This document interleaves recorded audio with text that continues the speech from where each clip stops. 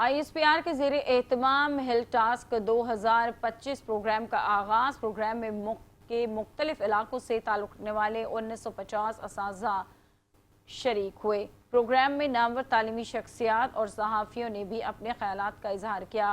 Programme का मकसद social media पर मुल्क दुश्मन अनासर के हरबे और मज़मूम मकासद से आगाही फराहम करना है।